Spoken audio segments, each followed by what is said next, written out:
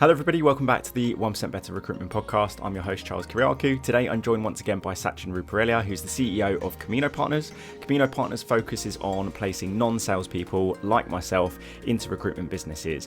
So fun fact, Sachin actually placed me in my first L&D role and hired my first L&D consultant. So I've got a lot of time for Sachin, and I'm really grateful that he came on and shared what he did on this episode. So in this episode, the main things that we spoke about was the journey in which one of the very first employees he hired had moved on from the company, and what he's done since that person's moved on, how he's dealt with that, and there's some really interesting and good lessons for people to learn from that. But also talked a lot about high performance culture, how to get trainee, senior consultants performing on a consistent basis. So some really interesting things that I'm sure you guys are going to take a lot of value from. A couple of other things.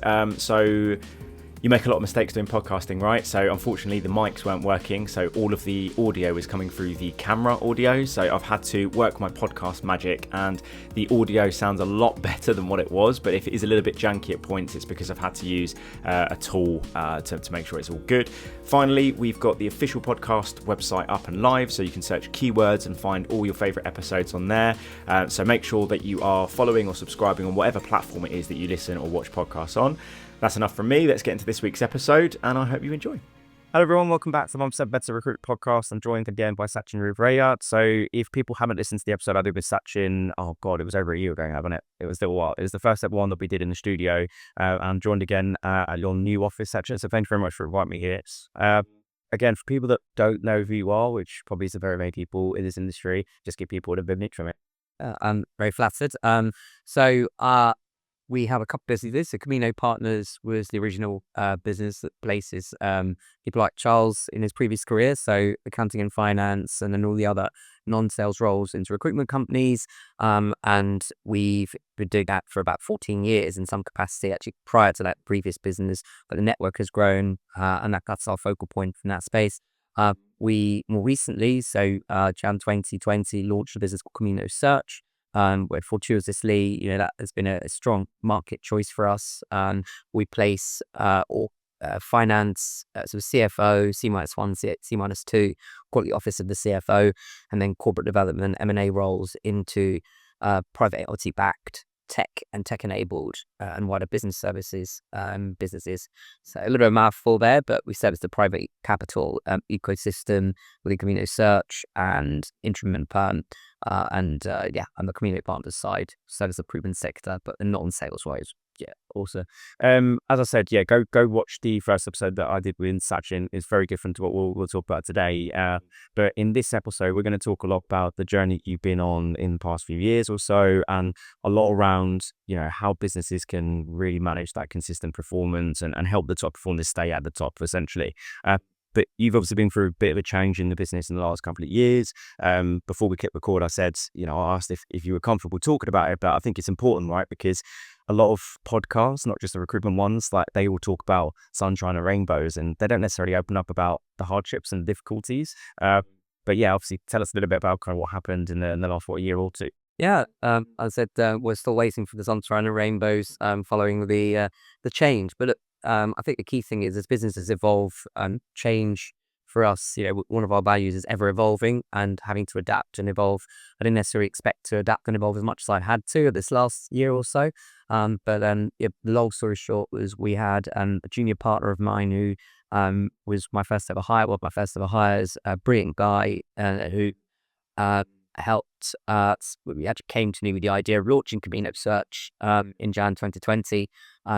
COVID hit.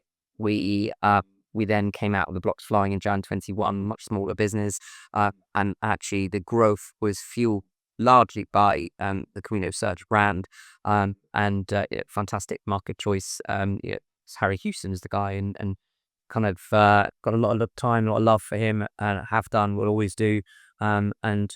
Having been with me for 13 years, he had given them quite a lot of autonomy in building that brand, servicing that private capital ecosystem, and we grew significantly. We had record quarters, record months, and even when the market softened, we continued to outperform, largely down to Harry and the team's very strong kind of go-to market business development skill.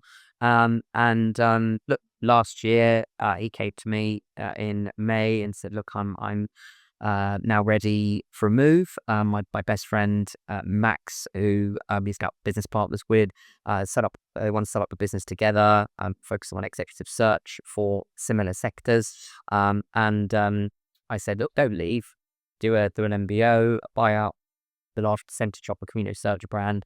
Long story short, it didn't pan out and the commercials didn't work, and it still didn't happen. So Harry then, with ultimately mutually amicably left beginning of the year. Now, as you might imagine, having granted the autonomy to him to have built this brand, I very much focused on group level strategy, mission control. He called us all the non-fee earning capability I looked after, alongside Camino Partners.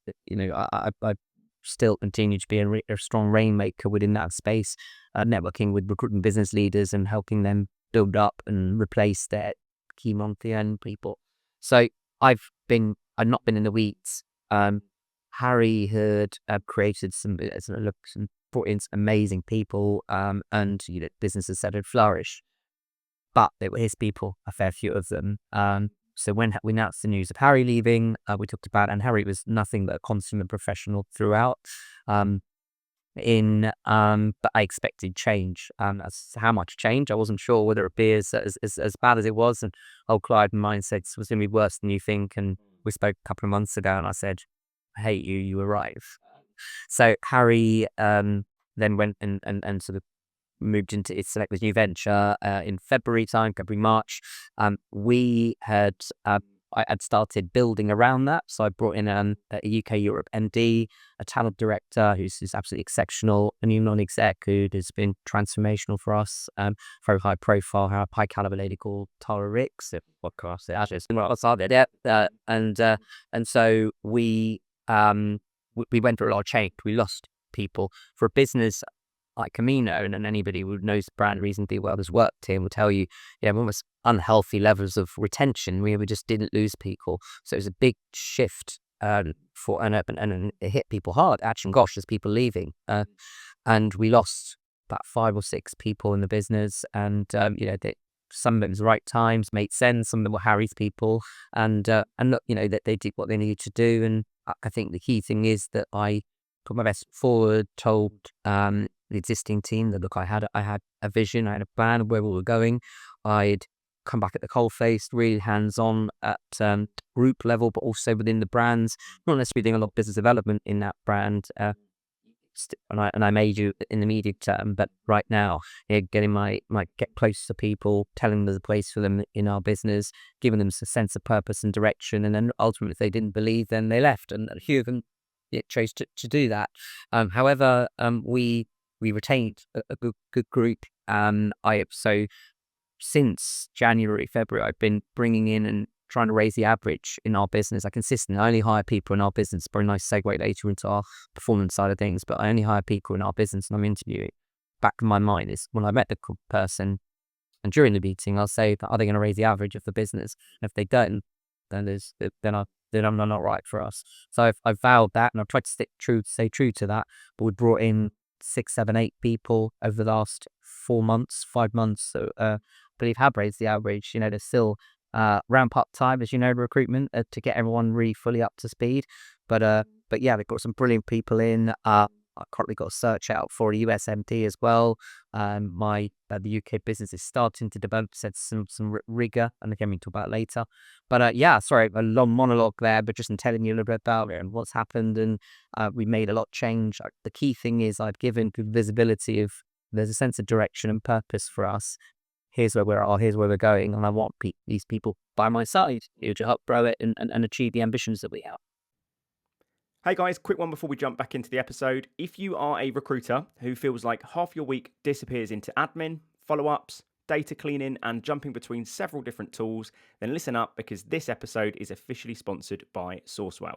Sourcewell is the recruitment productivity platform, and I don't just mean another tool that you'll forget to use. I mean the tool that actually gives you your time back.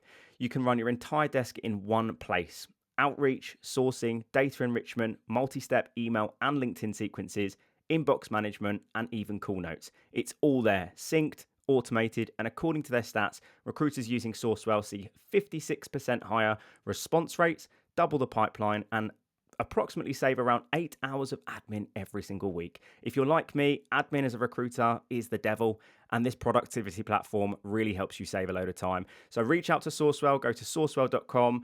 It's a fantastic platform. I've used it myself. I really believe in it, and I'm super grateful for them sponsoring the podcast. Let's get back into the episode.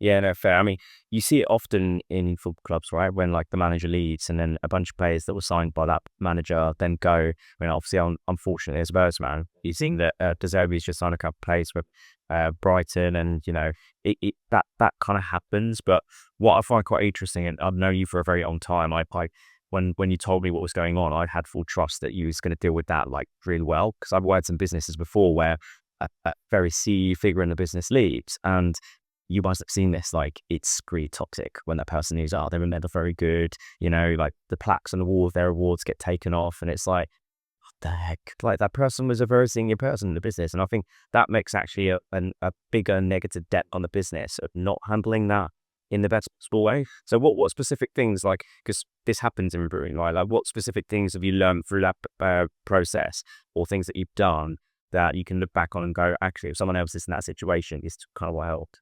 Yeah, look, I think the biggest thing for me, and we had our ups and downs, Harry and I, throughout the relationship, you know, but we have, I think the key thing was that I vowed, you know, to massively go out there for him to go out as a hero, head held high, absolutely always talk positively of him. You know, I've got very otherwise to say, you know, that my own personal values in terms of the way I treat people, I think I've tried to adhere to, which is building the business from, you know, a foundation of kindness and compassion and respect. And I think the big thing for me is don't take anything personally, number one. And whatever your values are, stay true to them. Hopefully they're good values. But, you know, for me, trying to maintain that and you know, treat people with dignity and respect, I think it's massively important. And I'd like to think, you know, that we handled it in the best possible way that I could.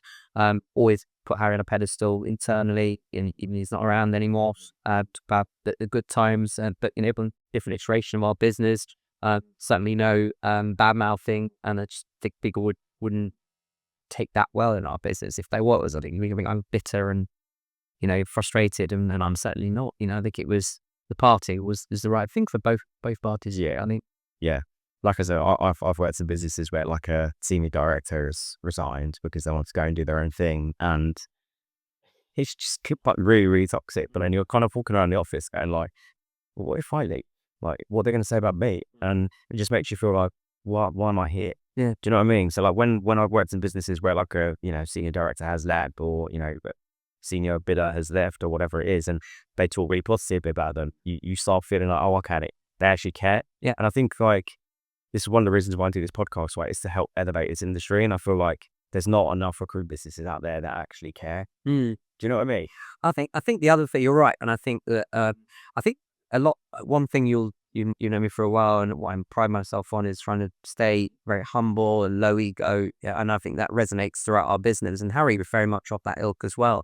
But you know, just maintaining that as our, you know, if you let your ego get in the way, you start cutting your nose off to spite your face, and you make rash decisions that ultimately aren't good for business, and you badmouth and people view you dimly. I think, you know, I would try and maintain that kind of duck or swan floating along the water where, you know, move vigorously, and the minute the team think that you haven't got it, then, you know, then you haven't got it. But, you know, I think for me, it was, it's always making sure that I'm showing an element of vulnerability when I need to. At the same times, it's tough. We're going to go backwards in NFI this year, which I'm fine with, and I expected has been changed. But I think it's step back to what we forward, I think, for next year, and seeing ourselves through and allowing people to really start flourishing is really important. But yeah, I just think being good to people, and Harry and I still have a good relationship. We cross-refer business to each other. We text or speak, you know, once or twice a week. Yeah, I think just having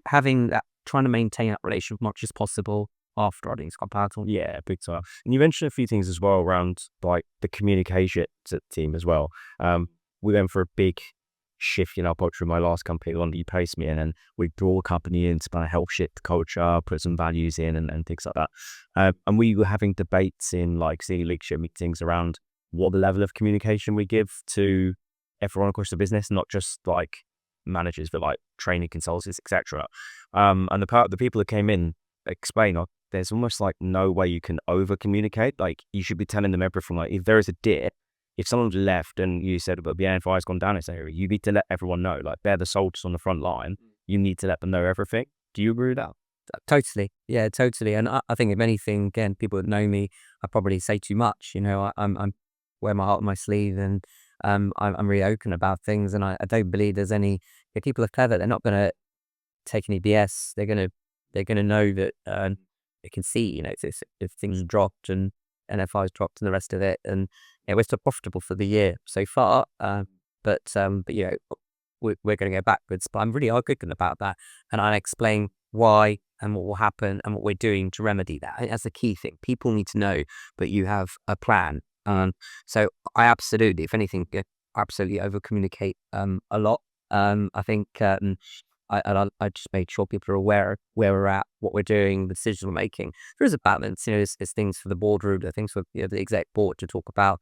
But outside of that, just in terms of everything with Harry, we'd agreed a narrative which was very much joined up, and there was nothing to hide, and we just maintain that. So I think that's really powerful when we're aligned in terms of our messaging, and Harry and I are very much aligned in that regard. I think what you just said there is like probably one of the most important things is like, what's the plan, right? Like, whenever anything happens, whenever you have a setback, if you're just a recruiter in an office and like the founder's like, what's kind of like that, you're gonna same thing in sports, right? But the manager needs to be the one that's cool and calm and goes, right, okay, here's the plan, here are the tactics, etc. So as long as that plan is communicated correctly, and also think about it, is that if you're not communicating, what happens? People start chatting, and then like you got people around the water cooler going like, this company is going down the drain, and then all of a sudden like all these rumors start, and that just creates an even worse culture. And you're like, and look, this happens in recruitment, but I think those points you raised were absolutely so. Yeah, thank you. Yeah. So you've obviously brought in quite a few more people now, and I love what you said around bringing people in to kind of raise the bar. Again, I'm bringing up sports analogies a lot, but I don't know if you see with Tottenham this year, but like we're historically known for just signing crap players or like being really cheap, but at the minute they're starting to sign really good players. Everyone in the football world is going on, what the hell? Like, these guys have never like spent money. Like, all of a sudden they're bringing in really good people. You guys beat us to signing of Fernandez. We wanted 2 Fernandezes at United and Sabi, and that was one that was zero. I can't believe anything. It's actually finally starting to like rope my brother into football, because he's just like quit football. I don't blame it. The last 2 seasons been absolute drops, but I find it really interesting that like your mentality now is like bringing people in to kind of raise the bar, so to speak. Talk me through a little bit about that process. Yeah, to be honest, I've always had that mentality. I say always, very fairly early in our journey to ensure, I can't remember who it was that said it to me, but it's, I'm trying to surround myself with people who can positively impact on me and my development. And someone has said to me that you're just not going to raise the average, then you don't want to do it, right? So I think that's your life. There'll be more conversation for another time, maybe well-being one in the future, but it is, I live, that rings true in my personal life as well, that if people are toxic or they're negative or they're not going to positively contribute, and not with ruthless is probably the wrong word, but I'm very, very sort of selfish with my time. I give a lot to a lot of people, and hopefully that people will know me for that. But I think really making sure that the people are being brought in and they're going to add value. How they're going to add value, just being, and rather than letting unconscious bias creep in, just being really analytic about it, analytical about it, and logical about it. So raising the bar for me is, we've got a good group of people, someone coming in, in what way are they going to add value? Is it going to be a major cultural contribution? Is someone moldable that can learn if they haven't got all the skills? Is someone that's got a strong network, or someone's got particularly strong business development skills? I'll always have my eye on where and how they're going to raise the bar. And if there's any doubt, there's doubt, and it's a no. Yeah, that's totally fair.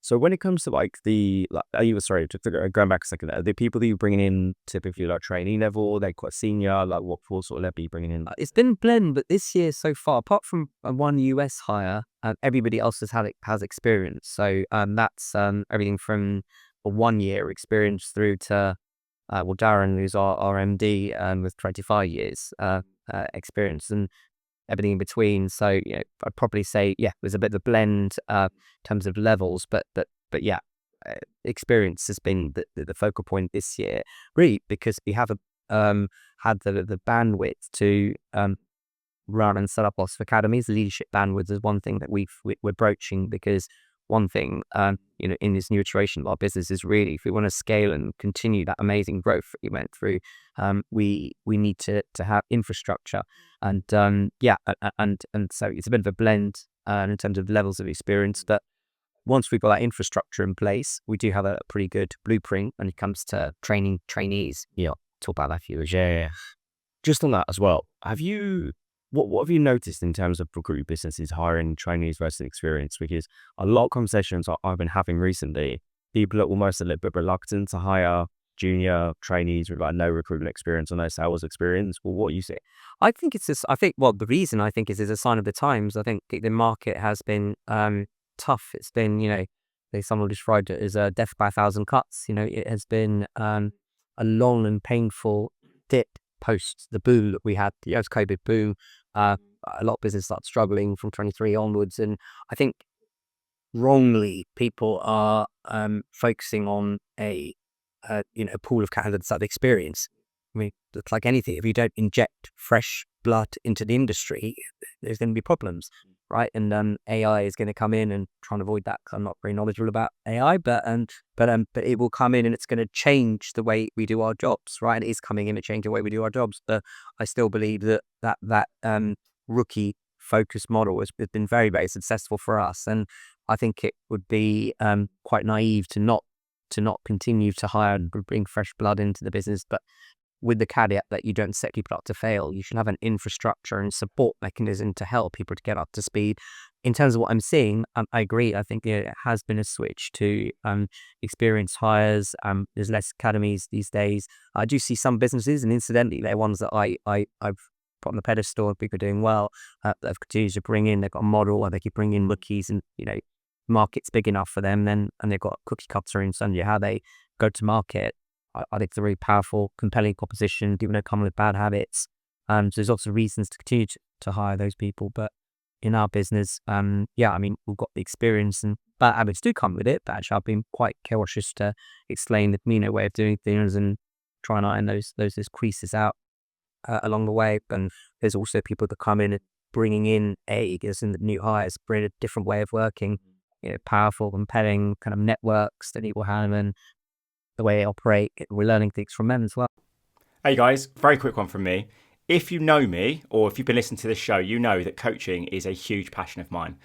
The only problem with what I do is I can only coach one person at a time. And even if I'm working in an office and I'm doing desk side call coaching with someone, I'll hear little bits of what people are saying on the phone, but I can't really necessarily hear what the candidate or the client is saying. And I found that really, really stressful. And I found that there's not really a sustainable way to scale what I do. And that's why I partnered with Naz Harrison, who's also another trainer, and we built a product called MILO. And MILO essentially is your own personalized digital sales coach. Now, the product will be coming out to the market very, very soon. So if you are interested in having essentially someone like me, an expert recruitment trainer with a ton of recruitment experience, sat by your side, helping you on every single sales call, anywhere in the world, all at the same time, anytime, then it's definitely worth you reaching out. We're starting our early access group very soon. And for people that join our early access group, you're going to get preferential founder pricing. You're going to have an input in our version 1 of the product that comes to market later this year. It's a very exciting time. And as you know, you must have heard me talking about our investment journey. That came through end of May, I believe, start of June. So we're at a real crucial time now. And we've got a ton of customers that are very interested in joining the early access group. But we want to be very specific with who we work with. So if you would be interested in joining us for the early access group and testing out MILO, get in touch with me today. All the details will be in the description of this episode. But anyway, that's enough from me. Let's get straight back to the episode. Yeah, that's really cool. Yeah, I think that the trainee academy thing, I've spoken to a lot of businesses recently, and they've asked me for my advice in terms of whether they think they should hire an academy or just maybe hire 1 or 2 senior consultants at a time. And my opinion on academies is it's high risk, high reward, because if you're doing a 4-person academy, you'll be lucky in 12 months in one of them 6, if I'm being honest. I told this on to a client I met around the corner from here a few weeks ago that I did an academy in about 4 or 5 weeks after. One of them decided that they didn't want to work in an office anymore. Right? How do you, like, they were really good. They'd done their first split deal in their first like 3 weeks. They were on track to get their first 360, and then they're like, don't really fancy the office anymore. One person decided to go and work in school. Do you know what I mean? So that kind of thing, and I've done dozens of cabinets, and that kind of thing happens. But then the flip side is you hire someone senior consultant that does pretty well at interview, and they're amazing. They've got a network, etc. Then they start, and it goes, cool. Let's see black book there. They're like, well, you haven't spoken to these guys for ages. You're like, wait, what? Like it's both sides are kind of difficult. So when you're hiring people with experience, like my brother's a good example of this. He's been in recruitment for at least 10 years or so. He's swapped markets. He's joined the company. They've got good infrastructure. They have an L&D team, etc. He's just done his first 3 deals in like 2 months, 2.5 months, which is really, really good. But he's very limited. He knows the recruitment process very well. But he's also seen other people come in, not necessarily in that business, with experience, and they just really, really struggle. So what have you kind of learned with bringing in sort of more experienced people in terms of not necessarily getting them to hit the ground running and doing deals in like the first couple of weeks, but like how do you get like what kind of things have you put in plan process to help them ramp up as quick as possible? Yeah, I think first and foremost, even before before you did this set foot in for the business, and at your interview stage, and actually incidentally I met PLC recruiter this morning, and when I heard we spoke and talked about journey and what good looked like for him, and then quite quickly I said, look, if that's your aspiration, and he told me what that was in terms of what good looked like. Well, that's not what we are. And I think the key thing is giving people absolute visibility, clarity of what we are, who we are, what we do, and how they would fit in. I think before you set foot, then expectations are managed. So it's really important first and foremost. And then I think it's there. But once you've got them through, it's setting very clear expectations on day one around what good looks like for you. This is what we do. This is how we operate. This is what we expect. We have a model when it comes to ramp up on the perm side, for example, where 0, 0, 0, 50%, 50%, 50% in terms of your target NFI, and that's determined by the level that you're at, and thereafter 100%. So people have visibility of what that looks like, and then they understand that there's conversations along the way. So, well, if we're not hitting it, well, let's strip that back, understand why, and let's help you. So I think the key thing is not setting up people to fail, but just giving visibility from day one, what our expectations are, what non-negotiables we have. And I think that then you maximize the chances of working out. Yeah, absolutely. One thing that has popped up in a lot of conversations recently is I've been asking people, what have you been putting in place in your business to make sure the performance is somewhat consistent? Which I'll put my hands up. It's, especially if you're in perm, it's always difficult, right? Like you get that upper echelon of recruiters that just never blank, and they're always doing a certain number every month, right? But even some of the best recruiters I've worked with, things happen, market changes. Again, I'll name drop my brother again, but he was in the US market, construction, and Trump put some tariffs in. All of a sudden, all the companies that he was recruiting for were like, he can't get into materials over because these tariffs.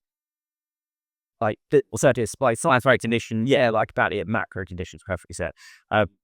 But I've been asking people, what have you actually been putting in as a founder, as a bidding manager, etc., to help your consultants be as consistent as possible? Because a lot of companies, especially in the smaller ones, they go, oh, Mabel's got 10 years experience, he's sound, he doesn't need any help. So they never, ever do anything to support and develop them.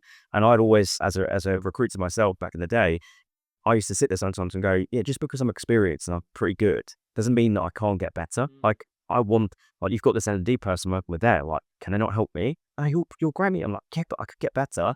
And also, like, there's some deals that may not have gone through, but they probably could have. And maybe an external perspective would have been able to say, why didn't I ask that question? Or something like that. So what kind of things have you kind of put in place to help these new people and remain people in the business to be as consistent as well? Yeah, I think there's a couple of things. One, and we're still working on this, by the way, we've certainly not got it nailed down. And there's we had a board meeting on Friday which talked about use word rigor, and that's what Dara was brought in to focus on and really help people. And by rigor, I mean that consistency of activity. Sure. And we're never going to be KPI bashing. Kind of you have to make this many calls every day type business. However, there are certain non-negotiables that we are putting in that are expected of each person regardless of level, particularly if pipelines are light. I mean, for me, if you've not got fees that are looming and pipeline, then there should be obviously 101, like business development activity going in the background. And if your business development calls are low as well as pipeline MILO, that is a problem. So we make it clear around the work that's going. We stay close to them just to understand that there's a certain expectation around some CVs and interviews. So first interviews, CVs, and new client meetings, are really the key metrics we look at. And then naturally, that if you do enough of those, then fees come. But giving people visibility of that and the leaders supporting that narrative. But also, I've invested heavily in our talent function, and I brought in a fantastic lady, Lydia Golds, who it was from a somewhat competitor. She was an interim director there, and moved into L&D. And I'd like you said, Dex, really, once you've given people, once you've got there's that will skill argument, if you give people have a will and a desire to progress and grow, and we say, well, you've got to do this, right, is the inputs that you need to look at. But then it's sort of fine tuning and upskilling consistently, go from good to great, using the analogies, from consistently helping people to become the best versions of themselves. And just my kids about that, just being the best versions of themselves in our business as well. If someone is flourishing so well, then they do 300-400 grand. So, well, is that are you happy with that? Do you want more? Let's help you get more. And let's talk about advanced business development or key account strategy management, or adapting a go-to-market strategy, or building a team around you, whatever it might be. But just giving people consistent support at leadership level, and then also within your L&D team. And we're blessed that we've got a really experienced talent director who has those conversations and gets involved with the PDEs that we do and development plans. And so I think, one is in inputs and making sure there's a big focus on that and consistency, and I think non-negotiables need to be implemented, and we're sort of doing that right now. And then supplementing that with strong leadership and talent development director, but it's having those conversations with individuals as well. Yeah, squads. Yeah, I think I can't remember who it was that came on the podcast and was talking about like building that infrastructure, and they were basically talking through like the little milestones that go through as the recruit business owner as to when you start hiring internal recruiter, L&D person, etc., etc. And I recently met with a client, and I was supposed to do a podcast with her today, but other circumstances happened. And I actually said to them, I was like, to be honest, like hiring me as an external, it's going to cost you a lot of money for what you need. You're big enough to have the UK L&D person, and like, I think you should probably go find someone. I don't think he's been signed off yet, because when it does, I'll obviously put it actually. Let's say, or AZC, or if he goes, and ask Billy in the just wait for it to be signed down base. No one, I'll go over to you. But yeah, when I was talking to them about kind of their need, I suppose, they were talking potentially about academy, like, I gave them some advice and that. But then I asked them the question, like, what about the rest of the team? Like, you've got a somewhat experienced team. Like, what are you currently doing to support them, to make sure they're consistent? And they kind of realized each other. It was like, oh, well, we've got an L&D person in America, but they just focus on that. But sometimes they have a webinar and stuff like that. I was like, all right, okay. How much are you kind of doing on the desk? And they were like, well, the bidding manager's kind of responsible for that. Okay. How much are the bidding managers actually doing on desk? And some of the bidding managers said everybody had a lot of time for it. So, okay, so how often you, the MD, and the bidding manager, and you, the associate director, sit by the side of one of your consultants and going, cool, let's make some calls, observing how they work, and then chiming in and supporting them? They're like, not enough, at all. And then when they were talking through numbers and like the billings and number of jobs for, it was so like this, like, which is a cliche in recruitment. He's kind of fun, he's like that. But we used to have this conversation, all the companies I worked at, in terms of what we need to be putting in place to stop that up and down. And maybe you'll agree on this, but when I worked at Projectors, Tim always used to say that when you've got loads of jobs on, your mindset naturally will go to delivery. And then you stop doing BD, and then you place some of the jobs, and then some of them maybe they get filled internally, or they get, they go away, whatever it is. And then all of a sudden you start square one. And now it's like, shit, I've just got to call clients and then try and get jobs on. So we put things in place of, when you're in pure delivery mode, call the candidates that aren't necessarily 100% right for the roles you have, but treat it as a commercial candidate qualification. CV strip, get leads from them, etc., etc. So that you're still doing BD. You're being smart about it. You're not just doing the classic, right, let's make 100 dials. We're not allowed to sit in our chair until we sit down. And a lot of consultants will look at you like, you're crazy because I make up 10 retained jobs from my desk, but I can't afford to just cold call for an hour.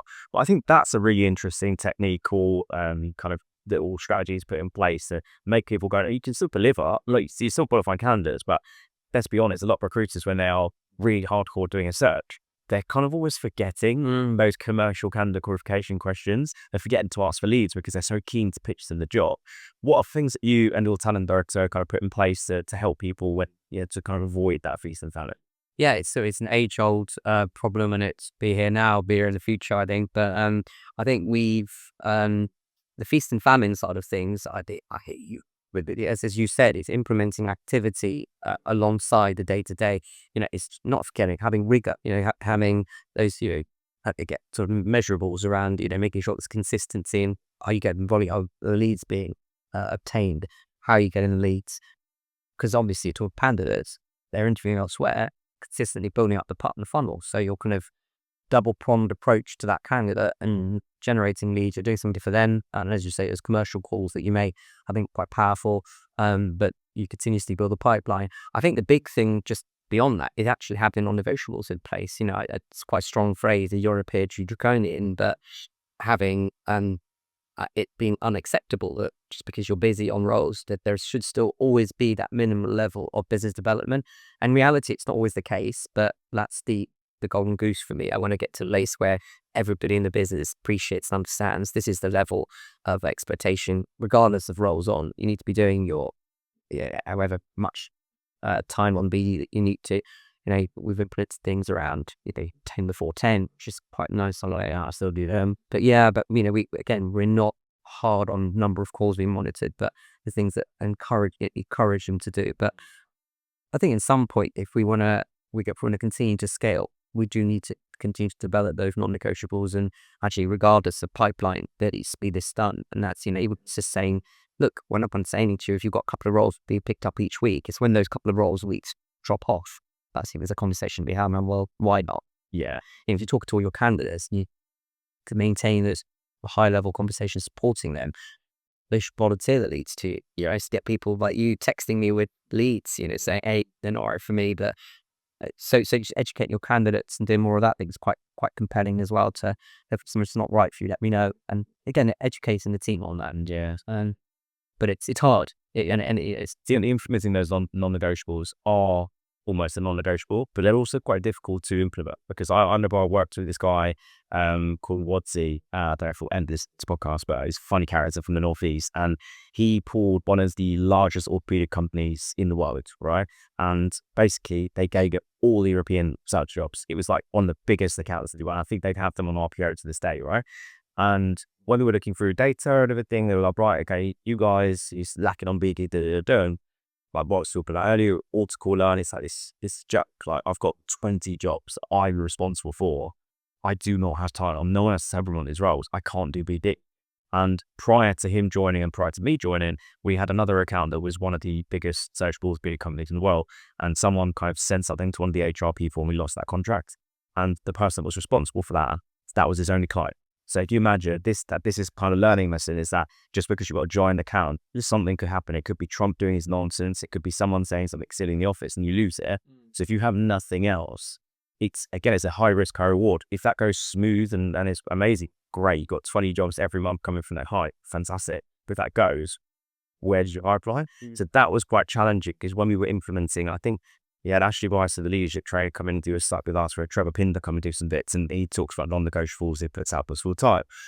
But it was quite difficult to tell some people like this is the non-negotiable you still have to do this. Do you know what I'm saying? So like from your perspective, is managing a recruitment business, trying to implement non-negotiables could be quite challenging, right? Yeah, and there's that balance between not being perceived as a dictator in the way that you're running things, but I think the big difference for me in the swing is around educating, and it's like, well, we're not doing this because we're trying to hit you with a stick to say you've got to do this, and it's just educating us. If you don't, this will happen. Here's a case study of when it's happened, and if you don't do the non-negotiables, that's just us thinking about the future growth of the business, of your career. You want to develop. And it is that continuous kind of education of people. I think that's the best way you get people on side, explaining why we're doing what we're doing.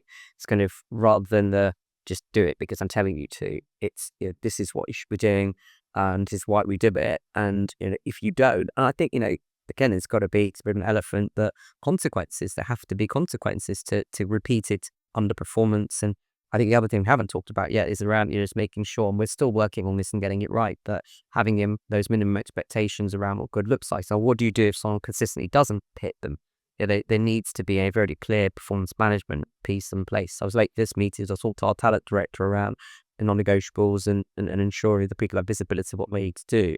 But then we need to map out, well, what happens if they don't? And then we've got policies in place, but it's really holding people true and to account on those. And then that consistency has to be there, because otherwise you can't be perceived to be an unfair leader by one thing that person is yours, so let him alone. It has to be consistent. But of course you cut people slack, but I think if we're doing everything we can to support and develop people, and it's forced to water kind of analogy, well, if they're unprepared and not doing the things they should, if you give them the tools and support and the know-how, and then it's down to them. Then it's like, if they're not choosing to do that, then obviously that's another conversation, and that's probably going to develop into one that's not pleasant unless things change. I think having those conversations, we're always stronger at those. I think we're working on, and I think it's really important for building a high-performing business. Yeah, I think those performance plans and those steps of when things are not like, that's not what good looks like, and you're not held, etc. One of two things happens with a lot of businesses, and maybe you can speak more on this. You get some businesses that are really quick to be like, right, cookie, you're done, right? Even if they're a good person, they've built before, but like, you've not hit target, come up with that you got. Then you have some businesses that are they're really big guy. Oh, she's really, really, really good for culture, blah, blah, blah. It's been like 6 months, and their nan died twice, like maybe 3 times, the classic in recruitment. They're a bit poorly then, and like, oh, this client, they were going to give a job. And then loads of these things, they keep building up. And I feel like it's a thing that recruit business really struggle with, putting those performance plans in place. Tough. Yeah, I look up at that. I think, for me, that's quite clear, right? I think just to not, I always try and I think this time and place, emotion is important, I think, and I think showing empathy and emotional intelligence are real important kind of skills to have, I think, as a leader, as a successful recruiter. But I think not setting, giving people visibility as kind of how how they should operate, and what our expectations of them. I think that's where you can fall down a little bit. Sorry, it's what I thought. So I do about the performance plans, but Performance plans. So giving people visibility of before, actually, if this doesn't happen. Sorry, that's what I was going to say. To thinking about using logic rather than emotion. Someone is going to say, and having consistency and clarity, regardless. These are the rules.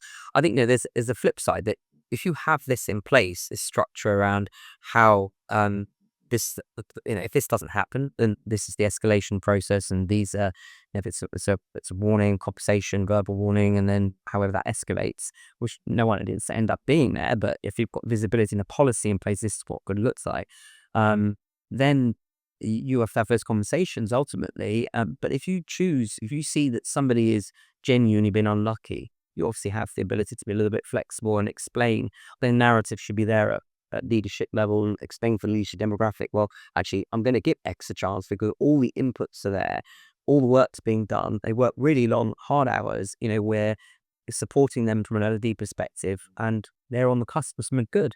And sometimes, as leaders, we will know, give them some time, but there has to be a point where you just say, look, actually, for working, that emotional element, the emotional decision making, I think there's no place for that, because I think that then breeds, you create monsters, and then you set a precedent and run through your own back with regards to people coming to you and saying, well, they didn't have that, and then you open yourselves up to unfair dismissal, not being treated fairly, and whatever else. So I think it's just, I think it's important that you're clear around any rotation setting, and you manage that. I think what you said earlier about the emotional intelligence side, like, having the emotion, like that emotional ability to speak with someone, because if you're purely logical, analytical in some of those meetings, sometimes I've seen this before with managers and directors, etc., where you're no longer speaking human with people. And I understand that I've been a manager myself, where I'm sat down with an underperformer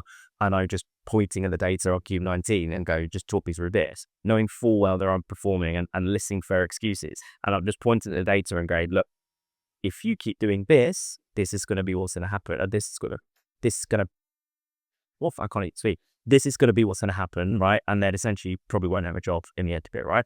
But there's a bit of a fine balance, and this is the difficulty when you're a leader, of like having that emotional intelligence, speak to someone on a human level. But also what you said, which I'd really like, is the decision making needs to be logical, needs to be factual, needs to be analytical.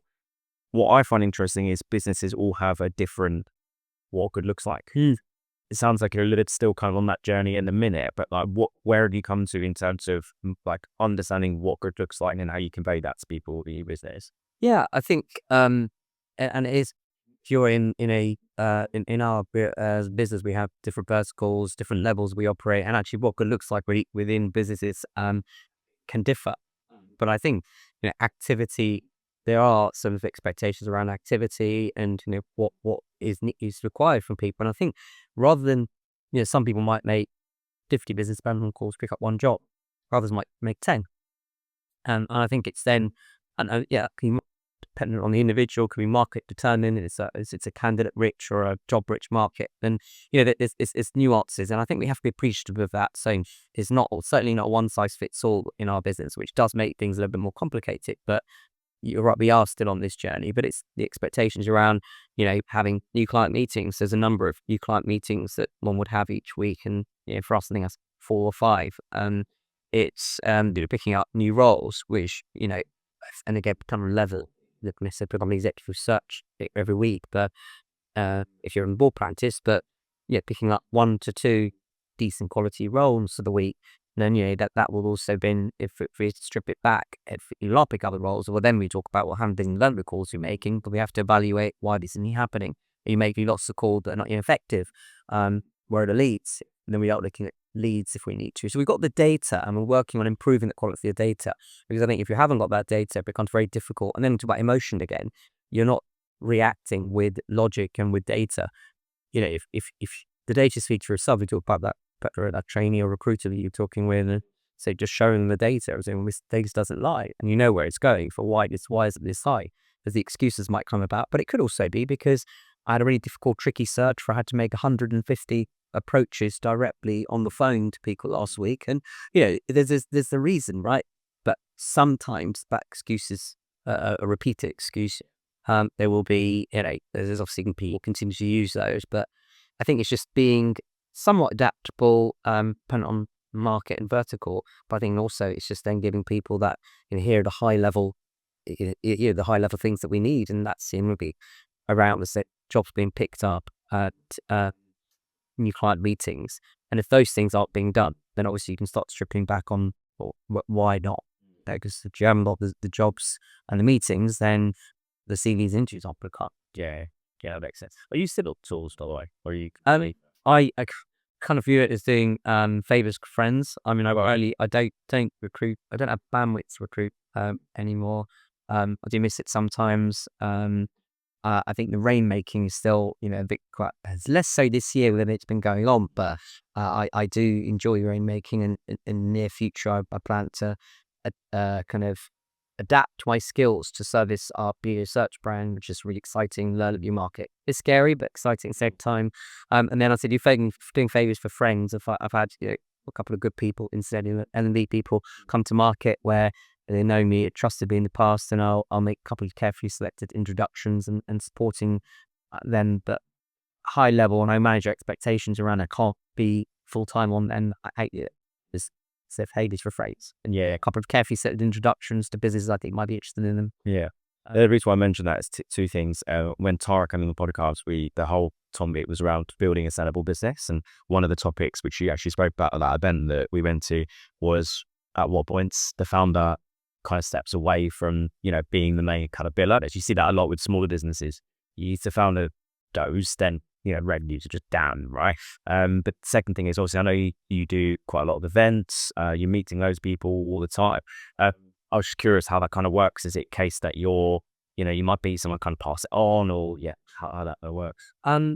So I mean, yeah, we spend a lot of time, we spend a lot of time, we've got a lot of time into our events, and I think we give people a reason to go to market, and just it create opportunity to talk to their clients without gives a job, so that works really well. But I think from the conversations with clients, the roles coming, I think we put ourselves into the middle of our ecosystem as much as we can through the collateral we produce, through the events that we do.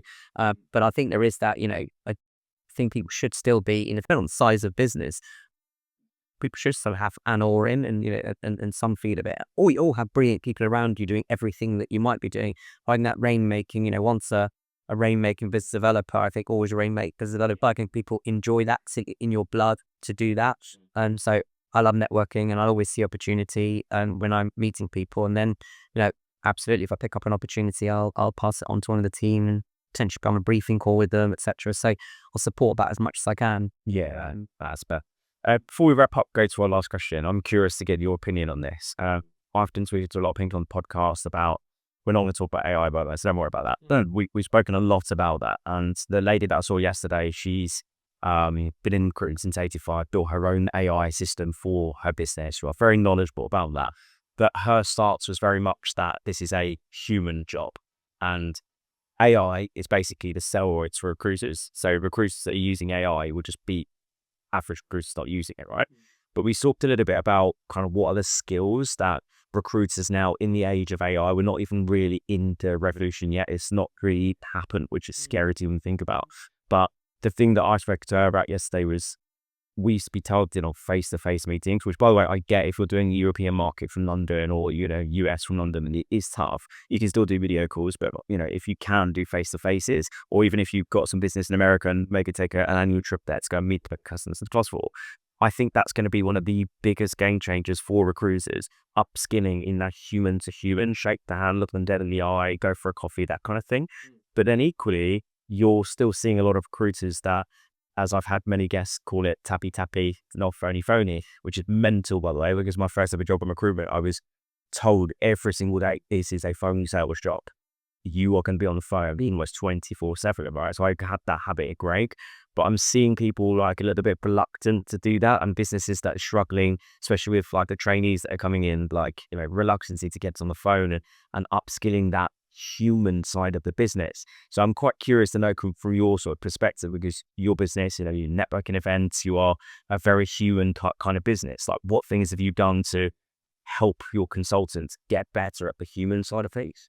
Yeah, I think we will give them first of all the training, support, and development. We've got 2 ND people in our business, and we're only 35 odd heads, so we're passionate about giving people the skills, the tools. Then I think it's when giving people an opportunity, as I said earlier, to talk to your clients about stuff that's not necessarily work, but also invite them to an event. People buy from people, right? If they like you, if they buy into you, they'll give you opportunity. There is a balance. You still got to sell and be comfortable to close, rather than just talk about insights, because you're not going to, you got to make sure you close as well. But I think it's a balance. So going on to AI again, as I'm no expert, but I think AI should be used as a sales enabler rather than doing a job. And I think the human touch, you're right, is critical.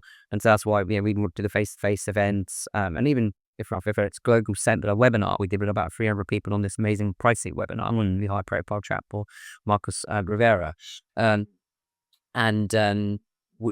We still give people the opportunity to talk about, or give them the platform to differentiate themselves through these events, etc. But we give them the tools, the skills, run the events for them, and actually then it's just to communicate and talk to people, be human, and have those conversations. And if you do the closing element of it, you will pick up work. You're differentiating, because they come to these cool events.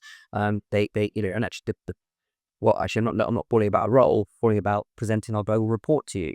This is what it's got. You might want to hear, this is a competitor of yours that was in it, and it's really powerful stuff. It's like, well, let me come talk to you, Rupert, and give you a copy, and I want to learn a bit more about your challenges. Now we can partly the conversation evolves. Yeah. So I'm not sure if I've answered it. No, actually, now, but basically, it's I'm not there yet in terms of having like the data and reports and stuff. And hopefully, in a year's time, when Milo is really functional, we'll have a lot of analytics to share with customers and give more insights. But that's kind of one of another kind of reason why I set the podcast up, right? Because when we first spoke, my network was mainly medtech salespeople.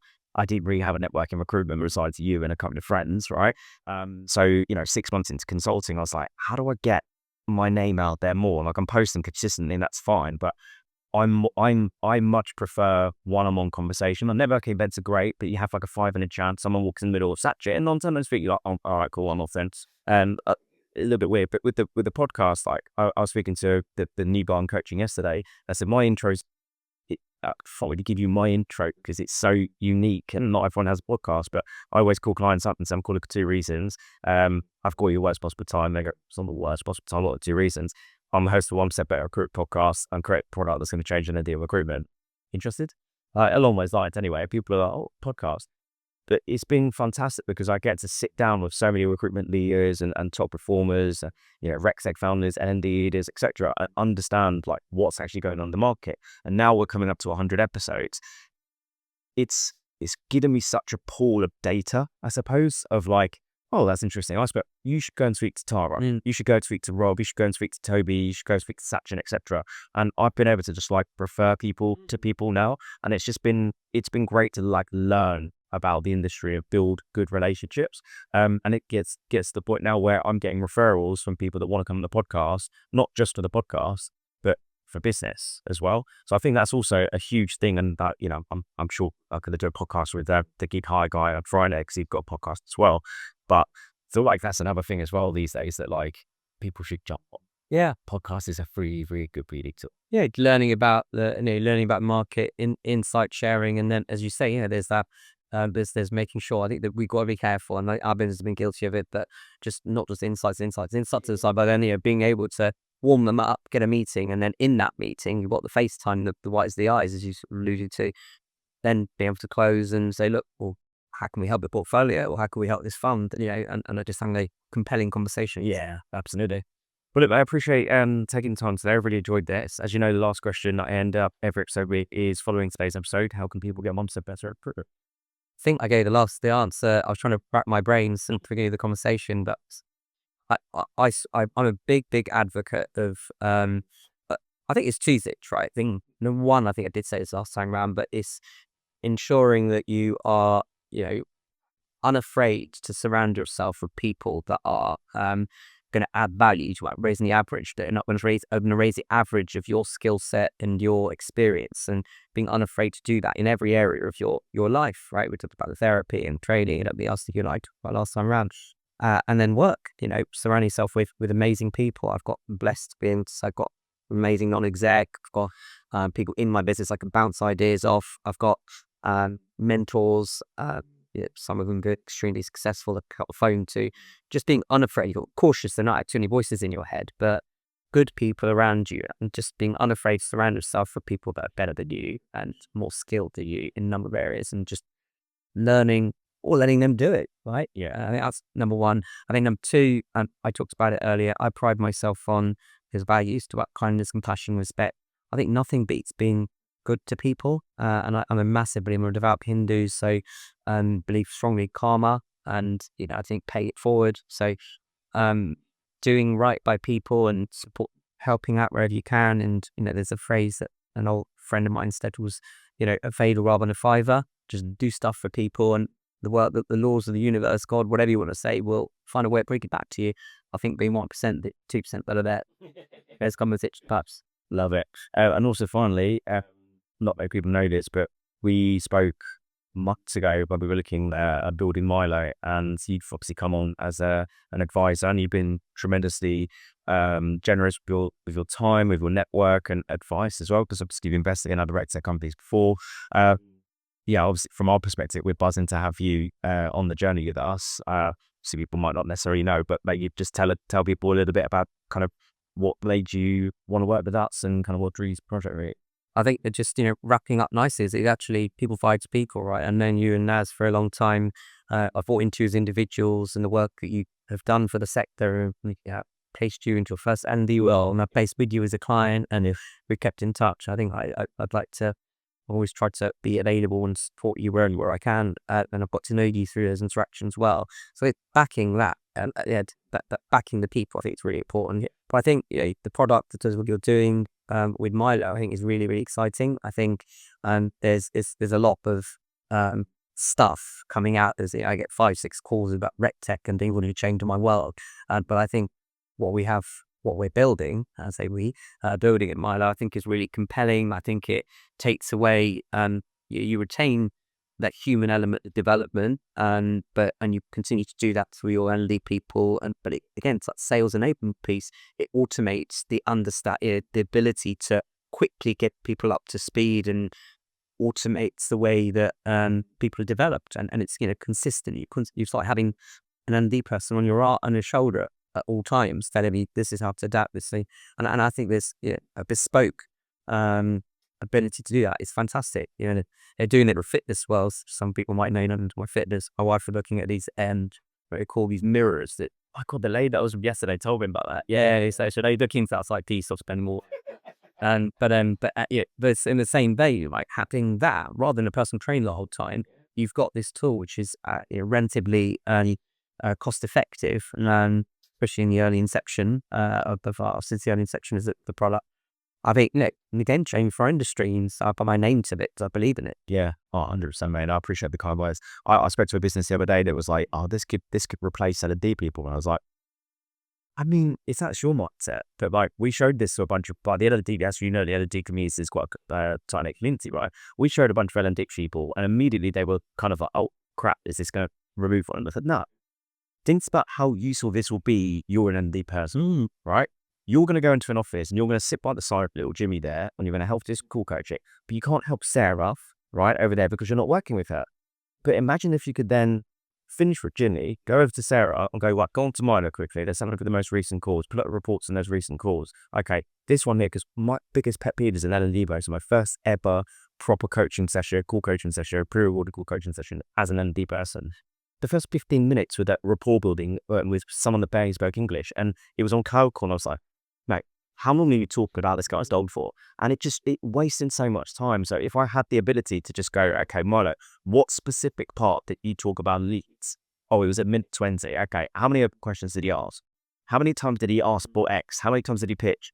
Then I have all of that. Then my face-to-face interaction with that person is so much more shit. So my whole thing is, and we've seen this with some of our competitors, like this will remove the need for academies. This will remove the need for ND people. Nah, I'm sorry. That goes to your values, kindness, the compassion and stuff.